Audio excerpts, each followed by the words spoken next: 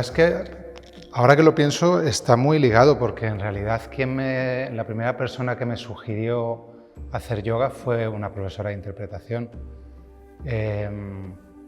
Y fue una época en la que yo estaba estudiando interpretación en una escuela y bueno, estaba pasando por algunos momentos difíciles, tenía mucha tensión, ansiedad y tuve un susto, tuve una inflamación en la membrana del corazón, una pericarditis, y la verdad es que fue un susto bastante grande. Y una profesora, como te digo, Consuelo Trujillo, profesora de interpretación y actriz, me recomendó, me dijo, ¿por qué no pruebas con el yoga, ¿no? Por un lado, por un tema de relajación, por un tema postural también, y también por un tema de salud. Y empecé así, empecé yendo a la escuela Sivananda. Estuve unos meses haciendo karma yoga, limpiando, pasando la aspiradora, haciendo recados y tal igual, y gracias a eso podía ir a las clases. Y así empecé, y la verdad es que aunque la recomendación vino desde lo físico, desde el tema de la salud, para mí la conexión fue más desde lo espiritual, desde el principio, ¿no? Y de hecho, siempre que cuento que empecé por el tema de salud, luego me doy cuenta, y con el tiempo y con el trabajo personal, me he ido dando cuenta que empecé por un tema de salud, pero realmente era un tema de salud mental. El síntoma físico era un toque de atención a que había aspectos de mi salud mental que tenía que cuidar. Y ahí empezó toda la historia.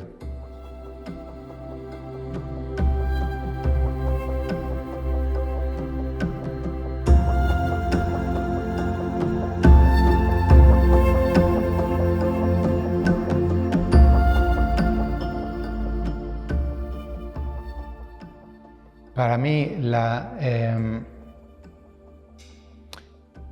yo tengo la sensación de que cuando empecé con el yoga conecté desde dos lugares distintos, ¿no? Y creo que en la vida en general nos movemos así, todas las personas, ¿no? Tenemos una conexión más consciente y una conexión más inconsciente, ¿no? O una conexión que tiene más que ver con la conciencia y otra que tiene más que ver con el ego. Entonces, yo creo que la conexión fuerte con el yoga la tuve más desde el lado de la conciencia. Y creo que es una conexión que no se puede explicar mucho con palabras, es más una sensación. Esta sensación de ir a hacer algo que te sienta bien y que la parte más egoica se queda más en la sensación física, pero que hay otra parte interna que siente mucho beneficio y que es mucho más sutil. Y creo que lo que me enganchó al yoga y lo que me ha mantenido después de 20 años en el yoga es esa conexión más desde la conciencia, porque desde lo físico no me habría sostenido ni de broma. No me gusta nada el trabajo físico, no me interesa nada. Soy de los que ha pagado 3 o 4 cuotas de gimnasio de un año por adelantado para forzarme a ir y he aguantado 1 mes y medio. Me aburre el trabajo físico. Entonces, para una práctica como el Ashtanga Yoga, que pide idealmente y que yo hago, ¿no? 6 días de práctica a la semana de asana, si no hubiese otra conexión más profunda, es imposible que me hubiese mantenido, ¿no? Entonces, yo creo que lo que me aportó y lo que me sigue aportando fue que era un camino, o como que me abría una puerta de autoinvestigación, como un espejo muy limpio en el que mirarme, y sigue siendo lo mismo. Lo que pasa que, como casi todo el mundo, al principio te centras más en la práctica de asana, aunque la quieras llevar al aspecto espiritual, que también lo tiene, ¿no? Evidentemente, ¿no? Pero cuando vas practicando, se empiezan a abrir pues, todas las otras puertas del yoga, ¿no? Entonces, con el tiempo te das cuenta que, aunque pensamos que hacer yoga es ponerte en la esterilla y hacer posturas, que es un aspecto del yoga importante, valioso, pero un aspecto, luego puedes practicar yoga todo el rato, todo el tiempo, día a día, en cada momento. Hay una manera, digamos, de actuar que está alineada con los principios del yoga y que cuando tratas de aplicarlo, estás practicando yoga también, ¿no? Entonces, me aporta mucho sentido en mi vida porque es como un mapa para vivir, ¿no? Es como una guía para vivir. Una guía para vivir un tipo de vida con más significado. Entonces, ahí está la respuesta, ¿no? Me empezó a aportar y me sigue aportando que mi vida cada vez tiene más significado, que es una vida más significativa, ¿no? Que es menos superficial, menos egoica, ¿no? Como que es una práctica que va... A mí me viene muchas veces esta imagen de una balanza donde está la conciencia y el ego, ¿no? Y cuanto más vas practicando muy poco a poco y a veces con retrocesos, ¿no? Constantemente, pero va ayudando a que cada vez la conciencia esté más instaurada en tu vida y que las decisiones, las reacciones vengan más desde la conciencia. Y es que yo creo que básicamente eso es lo que aporta, porque todos los demás beneficios, que son muchos, como el de la salud física, son como regalos extra para mí, ¿no? Es importante tener una buena salud física porque la falta de salud física también afecta a la mente y a la conciencia, ¿no? Aunque a veces la falta de salud física también puede ser una oportunidad para llegar a la conciencia, pero es mucho más difícil eso, ¿no? Entonces, al final, lo básico yo creo es que es una herramienta que a mí me aporta acercarme más a lo que creo que es mi esencia real, ¿no? La esencia de todo el mundo, ¿no? Que a mí me cuesta hablar de esto y me da incluso un poquitín de vergüenza, porque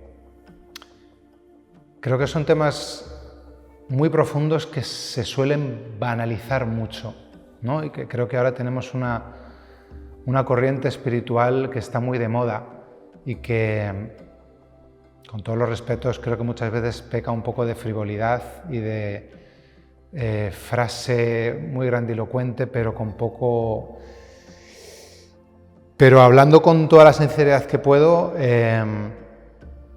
creo que al final lo básico es que te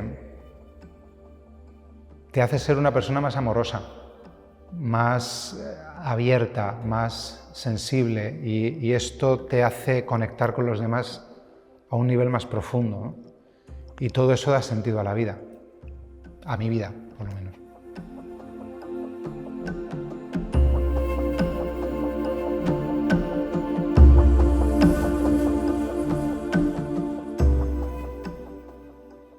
Bueno, es un sistema muy completo. Es un sistema muy completo y muy auténtico, muy tradicional, ¿no? Es el sistema que sigue las enseñanzas de Patanjali y de los Yoga Sutras, ¿no? Entonces, digamos, el mapa es muy claro. Hay 8 pasos. Cuando te comprometes realmente con la práctica y quieres practicarla en profundidad y con seriedad, sabes que hay que practicarlos todos, que solo haciendo asana, aunque seas súper comprometido en asana, practiques todos los días, no es suficiente. Tienes que practicar yama, niyama, pranayama, luego los otros 4 pasos, pratyahara, dharana, dhyana y samadhi, se desarrollan o no dependiendo del trabajo que has hecho con los primeros, ¿no? Pero digamos, te soporta mucho en la vida, ¿no? Porque, como decía antes, ¿no? Es un mapa muy claro para manejarte en la vida, ¿no? Lo cubre todo. Cubre la salud física, cubre la salud mental, limpia, desintoxica física, mental y energéticamente. Abarca todo, ¿no? Entonces, es como, yo muchas veces tengo la sensación de sentirme muy protegido con la práctica. Como que yo solo tengo que ocuparme de la práctica y soltar lo demás, ¿no? Soltar el control. O poner toda mi entrega en la práctica porque pues con los 20 años que llevo de práctica ya tengo la confianza absoluta porque lo he experimentado, lo he estudiado, lo he corroborado conmigo, con mis alumnos y alumnas, que se ocupa de todo la práctica, ¿no? Y una frase muy famosa de este sistema, que era la frase que Patavi Jois repetía una y otra vez cada vez que le hacíamos cualquier tipo de pregunta en la conferencia que hacía en Mysore, él siempre contestaba: practica y todo llega. Y es una forma de decir: no te preocupes del futuro, no te preocupes, ocúpate de la práctica, porque la práctica se ocupa de todo, ¿no? Entonces, yo creo que, de nuevo, desde ese punto de la parte más intuitiva, la parte que está más conectada a la conciencia, también es como si la conciencia llega a la Ashtanga Yoga y dice: uff, aquí estoy bien, ¿no? Aquí me siento cuidada, aquí me puedo desarrollar, ¿no? Entonces hay un enganche al sistema, yo creo que más desde ahí, desde una intuición, desde una sensación de que esto es bueno para mí. Y es un sistema muy retador, que puede remover mucho, que puede hacerte entrar en crisis grandes, porque, como decía antes, es un sistema que limpia, pero limpia sobre todo a nivel profundo psicológico. Entonces, bueno, pues si me pongo muy personal, yo tengo una historia de muchas dificultades de infancia, ¿no? Y bueno, el tema de la salud mental me queda muy cerca. Es un trabajo que yo necesito hacer en mi vida, ¿no? Ocuparme de mi salud mental porque me viene tocada de fábrica. Y siento que la práctica me ha ayudado muchísimo a estabilizar mi salud mental, ¿no? Entonces, cuando tienes una práctica que notas que te ayuda, que por momentos te reta, te toca, y te mantienes y confías y ves que todas esas fases difíciles las atraviesas y sales fortalecido y te das cuenta que las cosas que te afectaban hace tiempo, que te desestabilizaban, que te angustiaban, consigues superarlas, te enfrentas de otra manera. Es que es imposible que no te enganches. ¿Cómo no te vas a enganchar a algo que, sin querer ser dramático, pero de alguna forma te salva la vida, ¿no? Te ayuda a vivir mejor, ¿no? Y para mí, siempre el interés en esta práctica ha tenido que ver con el trabajo mental. He tenido esa suerte, porque luego con el tiempo he estudiado el texto fundamental, los Yoga Sutras, y ahí queda corroborado que esto es una práctica para trabajar sobre la mente, ¿no? Y yo he tenido la suerte que desde el principio a mí lo que me interesaba era el trabajo con mi mente, el responder a las preguntas, ¿no? Cuando eres alguien que creces con temas psicológicos, con dificultades, con sufrimiento, creo que es inevitable hacerte muchas preguntas, ¿no? ¿Qué sentido tiene esto? ¿Qué sentido tiene la vida? ¿Por qué X gente me trata mal? ¿O por qué, no? Y bueno, pues yo siento que esta práctica me ha ayudado mucho a dar muchas de esas respuestas, ¿no? Que es una herramienta enorme y muy profunda, que cada uno va hasta donde quiere llegar, pero si quieres llegar hasta el fondo, pues en el fondo está el tesoro.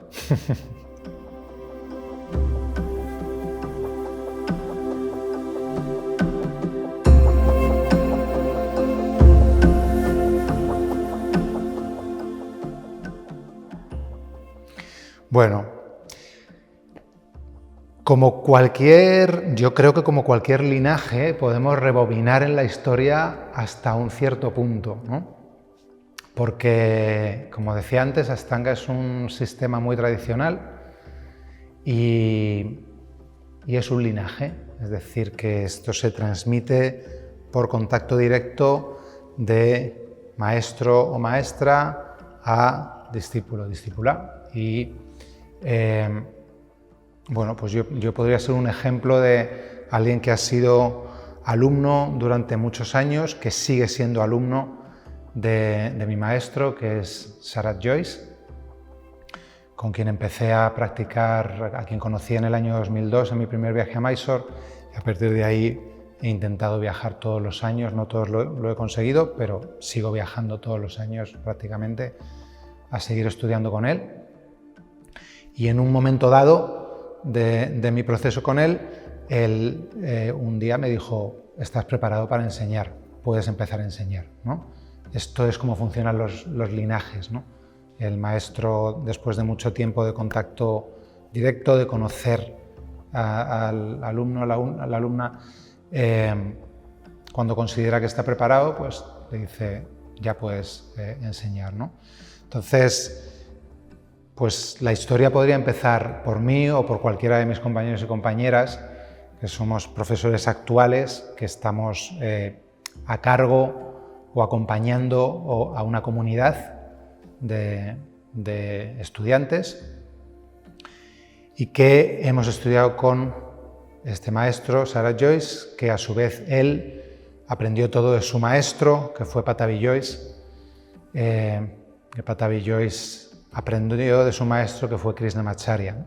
Krishnamacharya es un nombre grande dentro del yoga, primero porque fue alguien que destacó muchísimo como estudiante en muchos ámbitos, ¿no? No solo en el yoga, que era alguien muy brillante, que fue maestro de maestros muy importantes como Iyengar, como Indra Devi, como Desikachar. Y bueno, pues el maestro de Krishnamacharya fue otro gurú, que era un gurú más tipo de los Himalayas, ¿no? Alguien que como que tenías que buscar, que tenías que pasar pruebas duras y difíciles para que te aceptara como discípulo, y este maestro tenía otro y otro, es decir, la historia del Ashtanga Yoga es una historia de un sistema que se ha ido pasando generación a generación, de maestro a alumno, en contacto directo, hasta llegar a nuestros días. Lo que pasó es que a raíz de Krishnamacharya, que fue alguien que rompió algunos de los principios rígidos del yoga, como por ejemplo que solo se podía enseñar a los brahmanes, es decir, que una práctica que tiene que ver con la liberación en tantos sentidos, todavía hasta Krishnamacharya estaba de alguna forma subyugada a algo tan poco yógico como el sistema de castas, ¿no? Krishnamacharya rompió esto, Krishnamacharya rompió con también el principio de enseñar solo a hombres, empezó a enseñar a mujeres también. Pattabhi Joyce siguió también enseñando a occidentales, a mujeres, a todo el que quisiera aprender, ¿no?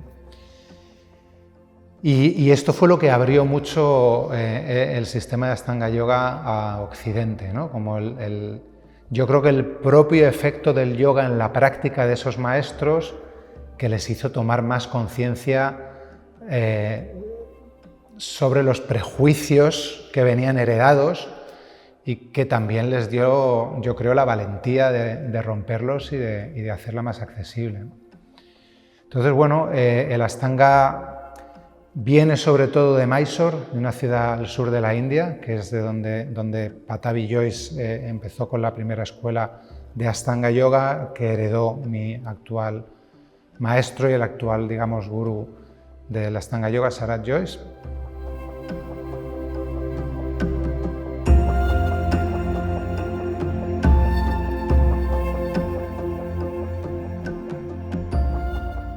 Yo creo que el mayor mito o la mayor equivocación sobre la Ashtanga Yoga es que es un yoga muy físico, ¿no? Que es solo asana. Ahora vivimos en una sociedad que está como muy gobernada por las redes sociales, ¿no? Y yo creo que en las redes sociales se refleja muy pobremente el yoga. Se refleja de una forma muy superficial. Parece que se sigue una fórmula y como los seres humanos en general somos más bien cómodos y cuando nos dan una fórmula ya la tomamos y la seguimos, ¿no? No nos molestamos mucho, ¿no? Como en reflexionar o en... pues bueno, hay algo en las redes sociales que se repite mucho, ¿no? Como de postura, frase espiritual normalmente bastante vacía y esto se repite y se repite y se repite, ¿no? Y esto hace que pues se muestre una imagen muy física, efectivamente, ¿no?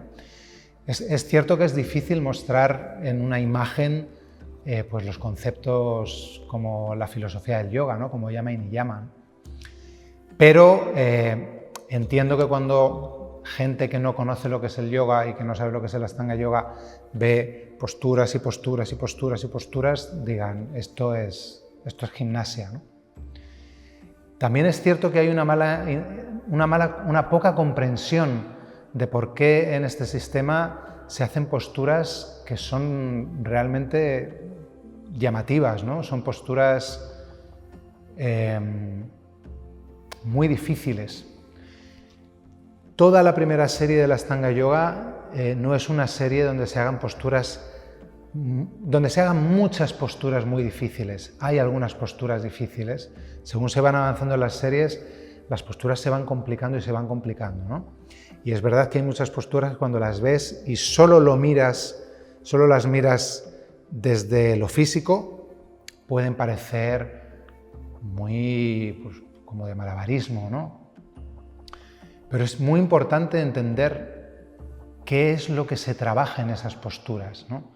Entenderlo desde el punto de vista psicológico, energético y físico, porque estamos trabajando con todo, ¿no?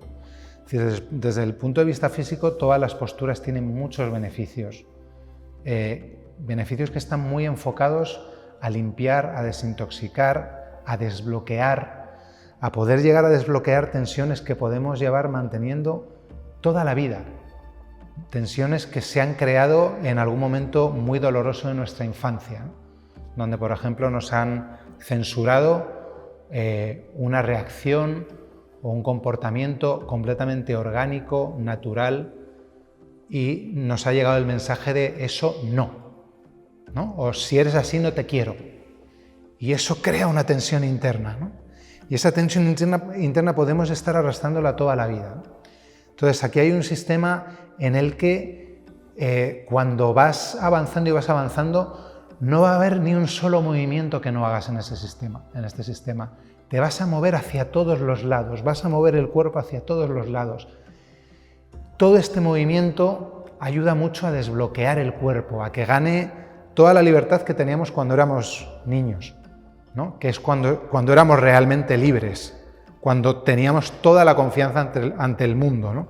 Es cuando el mundo nos empieza a devolver así no me gustas, cuando empezamos a cerrarnos ante ese dolor, ¿no?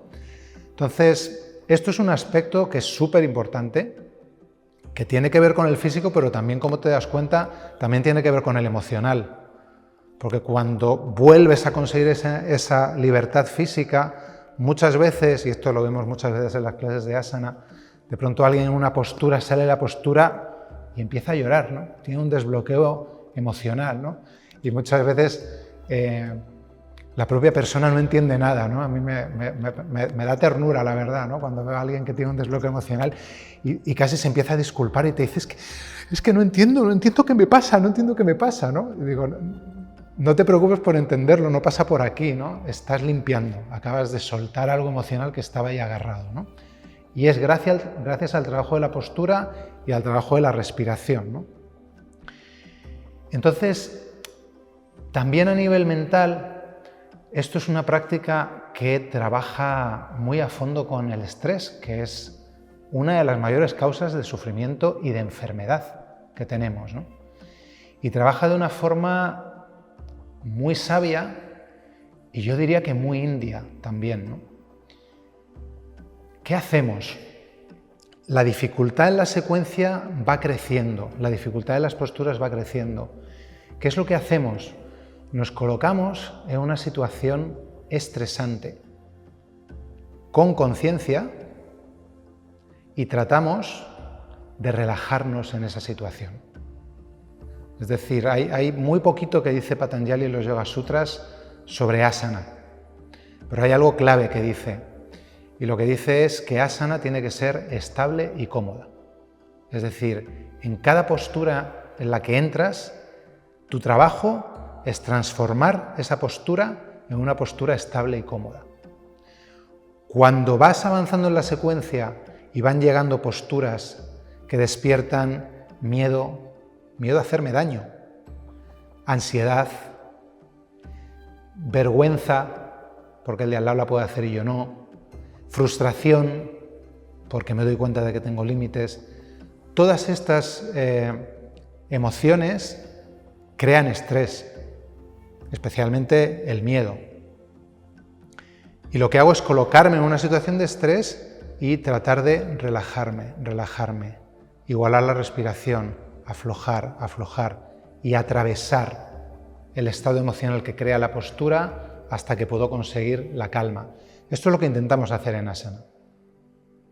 Entonces, el trabajo sobre el estado mental, cuando practicas asana entendiendo cómo es la práctica y buscando ese resultado, cuando el ego no te la lía y te crees que es conseguir la postura de cualquier manera, que entonces lo que haces es convertir la herramienta para luchar contra el estrés en un estrés más, ¿no?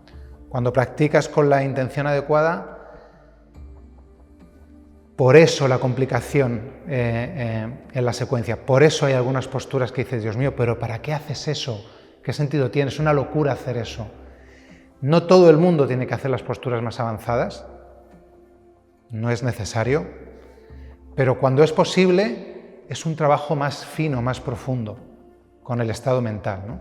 Entonces, es una práctica bastante espartana, muy en la línea del yoga, muy en la línea de los principios del yoga, ¿no? Es una práctica de etapas, es una práctica de austeridad, es una práctica que va al grano, no hay distracciones, no hay música, no hay namastés de sobra, es conectarte en cada situación con el estado que hay, con el estado emocional, con el estado mental y tratar de trascenderlo postura a postura y buscar comodidad, entrega a lo que hay.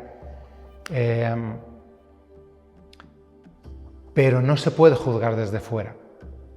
Solo puedes entender cómo es la práctica y cómo de a fondo trabaja con la mente y cómo de a fondo desarrolla el aspecto espiritual, practicándola y practicándola como Patanjali indica en los Yoga Sutras que hay que practicarla.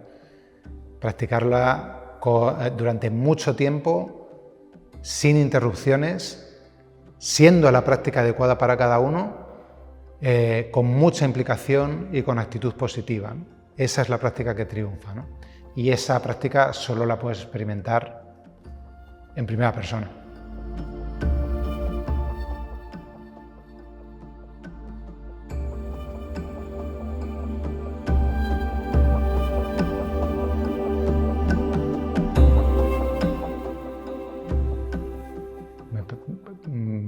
Me parece una pregunta muy interesante, no sé si tengo respuesta. Lo primero que me viene es que la práctica es intensa. Entonces, yo creo que es muy posible que haya mucha gente que la primera conexión con la práctica venga desde la intensidad. Es decir, esta práctica me da la intensidad que yo necesito. El tema es que es imposible sostenerte en la práctica si la afrontas desde la intensidad. Porque la práctica ya trae intensidad de por sí. Entonces, si tú la afrontas desde la intensidad, te quemas. Es una práctica que equilibra mucho las tendencias. Entonces, y por eso la mayor parte de las clases de Ashtanga Yoga se hacen en el estilo Mysore. Y el estilo Mysore es que el profesor está en la sala y cada alumno practica la secuencia a su ritmo. ¿Por qué? Porque de esta manera el profesor puede trabajar de forma más individual y ver qué tendencia conviene más limar hacia una dirección, hacia otra, etcétera, etcétera. Por poner un ejemplo, ¿no? Alguien que sea muy intenso, yo como profesor voy a intentar que afronte la práctica de asana con muy poca intensidad para compensar la tendencia. Alguien que sea muy poco intenso, voy a intentar que busque un poquito más de intensidad. Alguien que sea súper exigente, seguramente de vez en cuando trate de bajarle la exigencia y que pueda sostener la frustración que le da hacer un poquito menos, porque creo que la sobreexigencia no está a favor de la salud, ¿no? Pero alguien que sea muy condescendiente o muy consigo mismo, ¿no? Muy poco exigente, muy escapista, voy a intentar empujar un poquito, ¿no? Pero esto realmente va ya incluido en la práctica, ¿no? Porque la práctica lo que te pide es constancia, no escaparte, mantenerte en cada postura el tiempo que hay que mantenerse. Entonces, puede ser que atraiga gente obsesiva. Yo desde luego soy obsesivo por naturaleza, ¿no? Cada vez menos, ¿no? Pero yo creo que también tiene mucho que ver con cómo se presenta. Con cómo se presenta incluso desde una primera clase, ¿no? Tiene mucho que ver con el carácter del profesor o la profesora y qué transmite a los alumnos, ¿no? Yo siempre lo digo, para mí si yo tuviese que decir lo que más me alegra de nuestra sala, lo que más satisfecho me tiene es ver que no tenemos un perfil de alumnos, en absoluto, ¿no? Esto a mí me reconforta mucho porque me hace pensar que hacemos un buen trabajo. Lo digo sin falsa modestia porque la falsa modestia tampoco tiene nada que ver con el yoga, ¿no? El yoga tiene que ver con la honestidad, ¿no? Entonces, por eso es tan importante que los profesores tengamos muchos años de práctica personal antes de querer enseñar, porque si yo no me he trabajado mi tendencia obsesiva, voy a transmitir una idea obsesiva a mis alumnos y alumnas. Yo necesito neutralizar mucho mis propias tendencias en cuanto a la práctica para no condicionar a la gente que viene a la sala, ¿no? Entonces, sería como un sí y un no la respuesta a tu pregunta.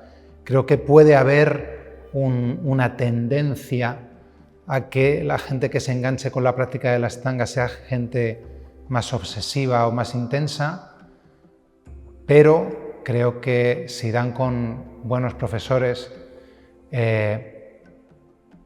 antes o después esa tendencia se va a limar, se va a limpiar.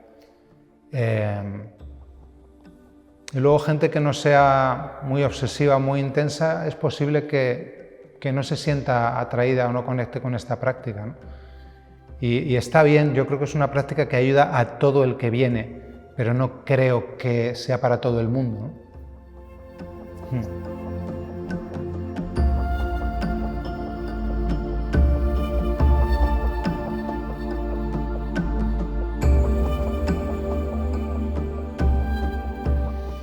Pues mira, yo al principio estudié con varios profesores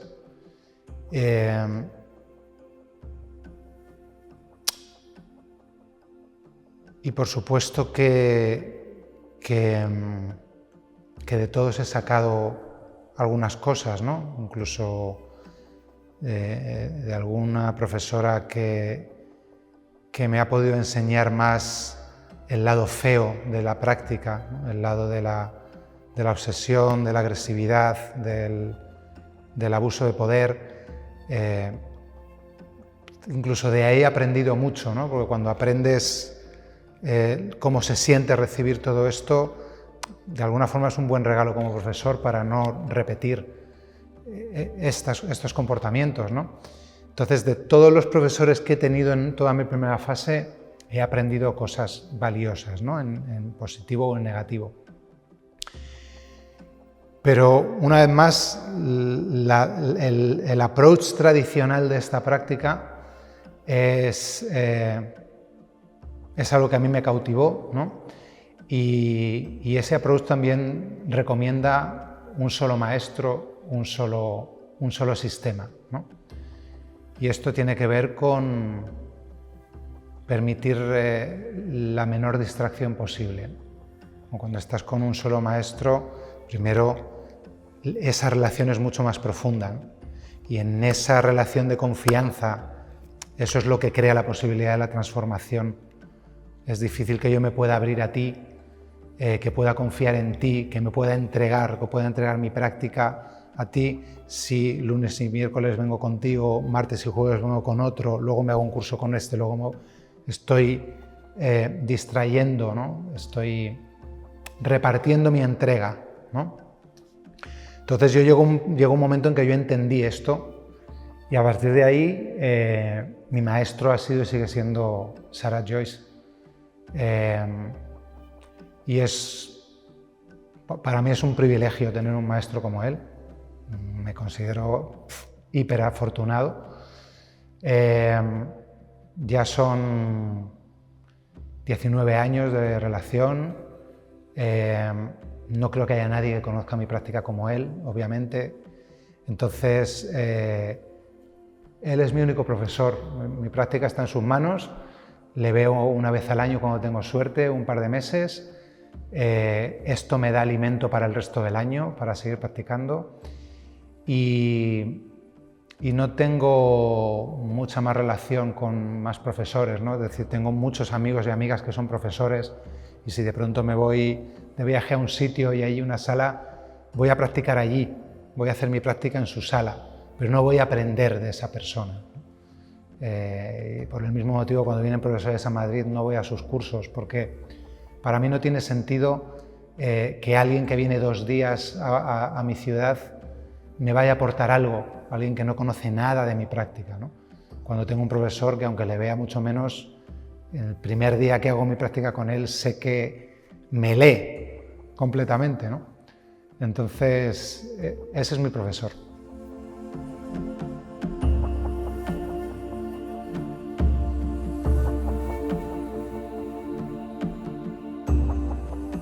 Lo primero que me viene es algo con la paciencia, porque tenemos ahora una sociedad que no ayuda en nada y esto es un proceso y es un proceso muy largo.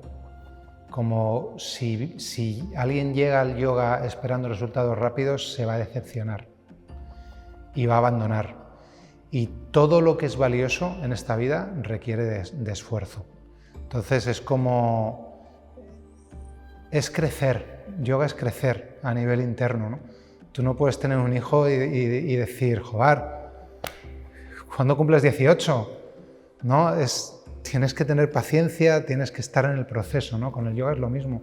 Yo aconsejo que alguien que empiece con el yoga empiece teniendo claro que empieza un camino muy largo, pero que cada paso es súper valioso, es un paso que no se pierde, que todo va sumando y que poner la mente en la meta y en el objetivo no ayuda a nada, ¿no? Que es una práctica para aprender también a estar presente.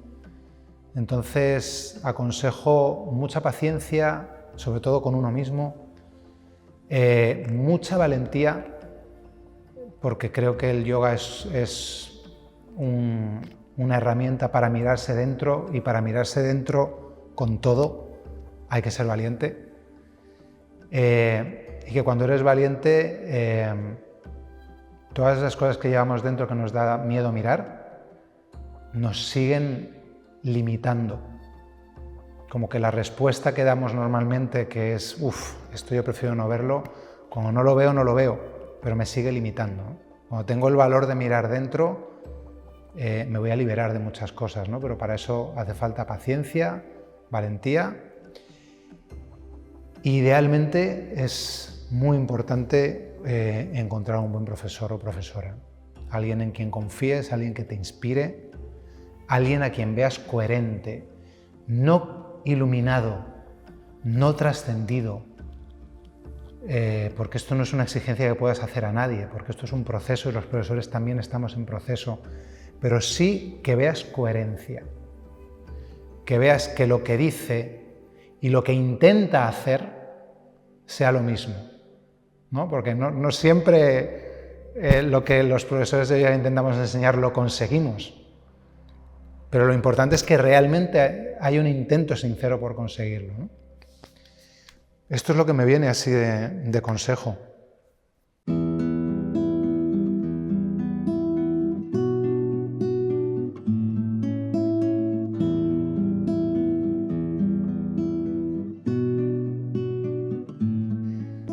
Bueno, es un tema muy grande.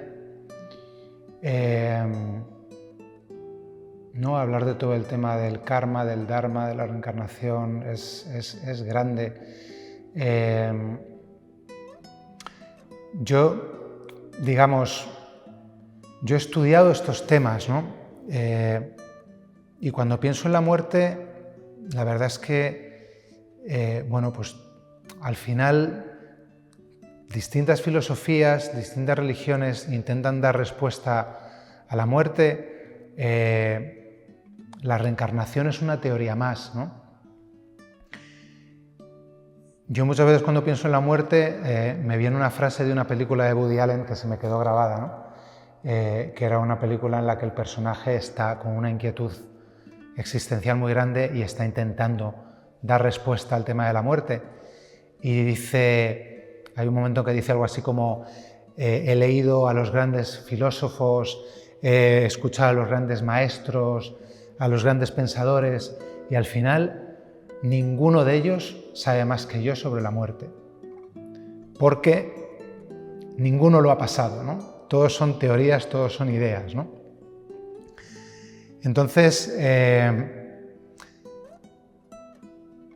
sí, esta teoría de la reencarnación, de cómo lo que tú haces en esta encarnación va a definir o va a influir en lo que ocurra en la siguiente, en la importancia de quemar el karma, de limpiarlo para que cada encarnación sea más favorable hasta poder llegar a la liberación. Para mí personalmente tiene sentido. Yo sí que creo que hay algo más que el mundo material, que la materia, ¿no? Lo creo por sensaciones, por experiencias, por estudio y también por haber tenido la suerte de haber encontrado gente en este camino que estaba en otro nivel de conciencia, ¿no? Y que me han podido demostrar de forma muy clara que hay más de lo que vemos, ¿no? Entonces, para mí el tema de la muerte es muy fascinante porque creo que es lo más importante que nos pasa en la vida. Y creo que es un momento muy sagrado, ¿no?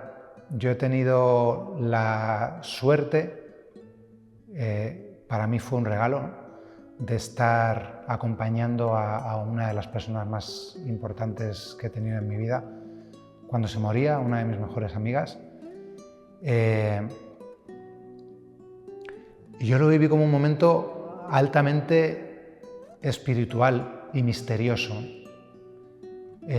donde tenía una sensación muy grande de que estaban pasando cosas muy grandes que yo no podía ver. Como que lo único que podía ver era lo material, la materia, que se estaba acabando, ¿no? Pero había una sensación muy profunda, ¿no? No sé si me estoy metiendo en mucha tal, pero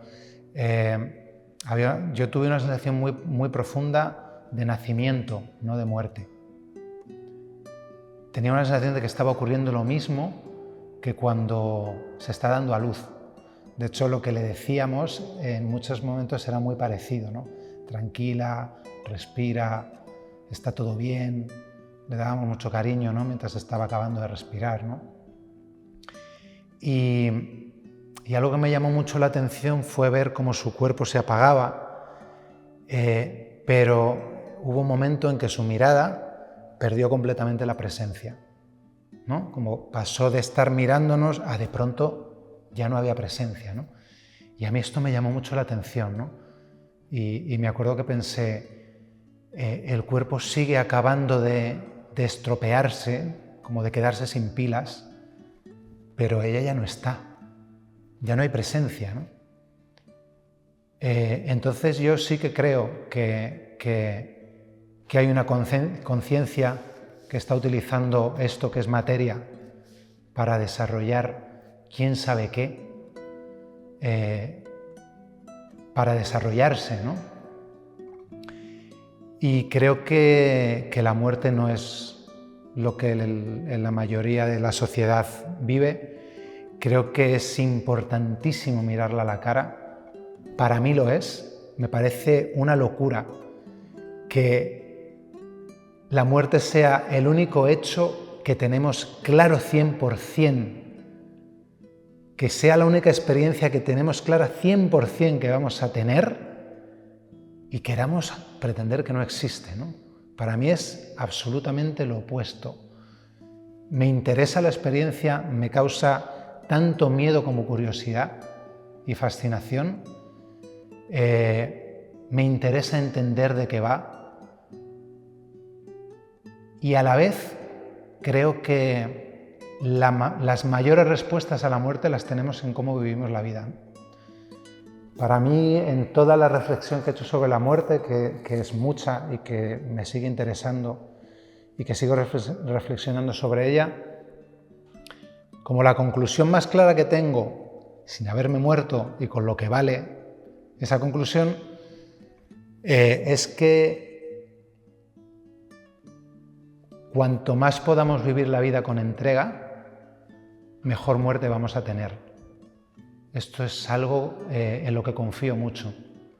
Como que si podemos aprender a vivir la vida día a día entregándonos a lo que hay, entregándonos a lo que nos trae la vida, a lo que nos gusta y a lo que no nos gusta, al placer y al dolor, a cada experiencia con entrega y entregándonos también a los demás, que es muy básico en el camino del yoga.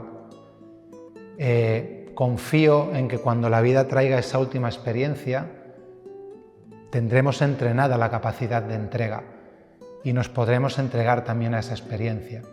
Primero porque creo que si vivimos la vida con entrega, cuando llegue la muerte no vamos a estar con esa sensación de no, pero me queda esto, o tengo que arreglar todo esto, o me he perdido esto, porque si me he ocupado de vivir toda mi vida con entrega, ¿qué queda? ¿No? Y también por eso, ¿no? Por tener esa capacidad de aprender a entregarnos a lo que hay, ¿no? Y he visto de cerca gente que ha vivido la vida con mucha entrega y que ha tenido muertes muy bonitas, con mucha entrega, con mucho amor, con mucho ocuparse de los que se quedan, que qué mayor entrega hay que esa, ¿no? Entonces, desde la comodidad y facilidad de sentirme muy lejos de esa experiencia, yo sí creo profundamente que la muerte debe de ser una súper oportunidad, pero que requiere de mucho trabajo en la vida, de preparación.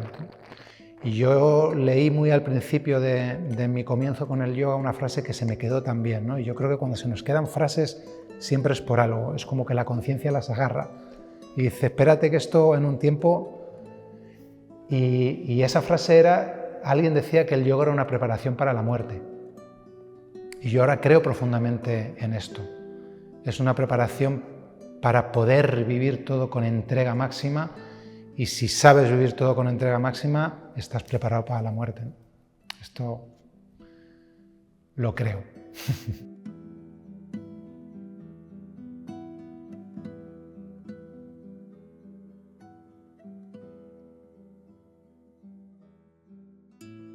Absolutamente, absolutamente. Sí. De hecho, yo llevo muchos años haciendo terapia y hay muchos trabajos terapéuticos que tienen que ver con esto, ¿no? Con visualizar tu propia muerte, ¿no? Como poder ponerte en el lugar, ¿no? Yo recuerdo haber hecho un trabajo muy intenso y muy bonito, ¿no? Donde la propuesta era verte a ti mismo ya muerto, ¿no? Como en el ataúd, y desde ahí mirar atrás y ver cómo ha sido tu vida, ¿no? Y ver qué piensas tú desde ahí de cómo ha sido tu vida, ¿no? ¿La has aprovechado? ¿Has tenido un impacto positivo en los demás? ¿Te sientes satisfecho, ¿no? Como si pudiésemos tener un poquito presente eso día a día, ¿no? Tener presente, me voy a morir, esto es un hecho, me voy a morir. Si me muriese hoy, si veo mi vida, ¿cómo de satisfecho estoy con mi vida, ¿no? Si siento que estoy poco satisfecho, tengo que ponerme a trabajar, ya, ¿no? Si me siento satisfecho, voy a querer seguir trabajando, porque me siento satisfecho, ¿no? Pero yo creo que sí, yo creo que es muy importante. Hablo mucho de esto con los alumnos y las alumnas, ¿no? Es importante hablar de la muerte, es importante darnos cuenta que es una realidad, que tiene un sentido, que es un acontecimiento súper importante, tenerla en cuenta, dejar de temerla tanto, ¿no? Como puede ayudar mucho yo creo que puede ayudar mucho a tener una vida más significativa y aprovecharla más.